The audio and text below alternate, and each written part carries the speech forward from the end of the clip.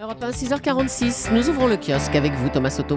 Ce matin, j'ai décidé, Julie, de vous présenter un kiosque en essayant de ne pas vous parler des municipales. Et laissez donc au Figaro ses espoirs d'une vague bleue, à Libération son indignation sur l'affront républicain à droite, allusion au refus du Front républicain par l'UMP, ce que Sud-Ouest résume en une phrase, le FN enflamme la campagne. Alors bien sûr, je pourrais contourner l'obstacle en évoquant le futur remaniement et vous emmener au cœur du nouvel Obs qui titre « Changez tout, les secrets d'un remaniement obligatoire ».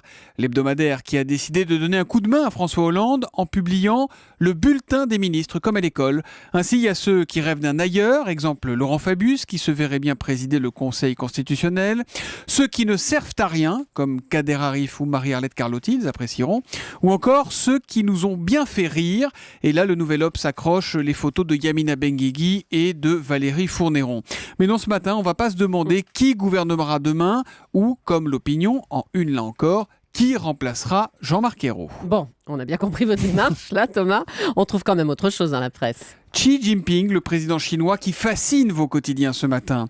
La Croix dresse le portrait de celui qui se montre très dur dans la lutte contre la corruption, mais aussi contre les militants des droits de l'homme. Le Monde le surnomme le nouvel empereur rouge. Il est le numéro 1 chinois le plus puissant depuis Mao, s'enflamme le Figaro. Le quotidien qui s'intéresse également à Madame. Elle s'appelle Peng Luyan, elle a 51 ans. Chanteuse, c'est une star ultra populaire dans son pays. Elle a d'ailleurs commencé à chanter très jeune, nous apprend le journal, alors qu'elle s'était engagée dans l'armée. C'était à l'époque pour remonter le moral des troupes. Surnommée la Carla Bruni chinoise, elle adore, paraît-il, être comparée à Michelle Obama.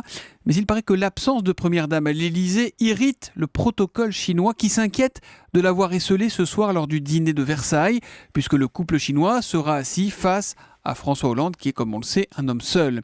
Évidemment, Julie, vous me reprocheriez de ne pas vous faire entendre un de ces tubes à Peggy Luyan. Oui, ça nous Allez, intrigue. extrait.